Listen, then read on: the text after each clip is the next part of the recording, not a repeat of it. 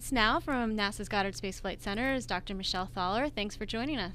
Thank you. Great to be here. So tell us, what exactly is a supermoon and will it affect Earth? Well, a supermoon happens when you get a full moon near perigee. And perigee is our word for the closest approach the moon makes to the Earth every month. Apogee is the farthest away. You see, the moon's orbit is not a perfect circle. It's actually a little elliptical. Sometimes it's a little farther away, sometimes a little closer. And that means that the size of the moon seems to change in the sky. And when you get a full moon that happens when the moon is very close, that's called a supermoon. Now, as far as the effects on the Earth, nothing very direct. The actual size of the moon in the sky doesn't change very much. It's only about 12% larger than an average full moon. And as you may know, the highest tides of the month happen at full moon and new moon.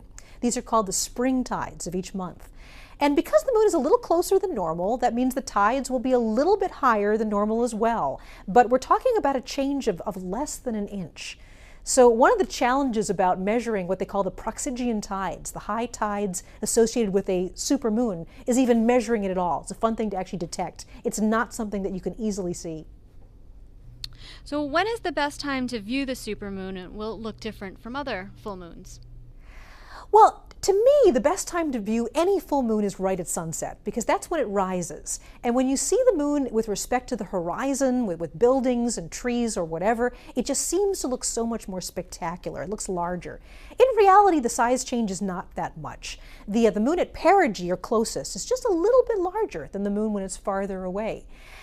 There really isn't a best time at night to view this. Kind of a trivia, that the actual moment of supermoon, when it's both closest and the most full, is going to be at 7:30 a.m. this Sunday. But that's actually after the moon has set. So I would say any time on Saturday night, go out and look at this beautiful, big, bright full moon. My personal favorite time is right after sunset. So NASA has a major observatory in orbit around the moon right now, the Lunar Reconnaissance Orbiter. What are some of the cool things you're seeing? Well, yeah, so we actually have an observatory orbiting the moon right now, and we are returning spectacular high-resolution images of the entire lunar surface. We can see all the Apollo landing sites, the footprints of the astronauts. The poles of the moon are fascinating places. There are actually craters both at the north and south pole of the moon where the sun never shines. You never get any sunlight at all. And of course, those are very difficult to image, but we're actually bouncing lasers down to the moon.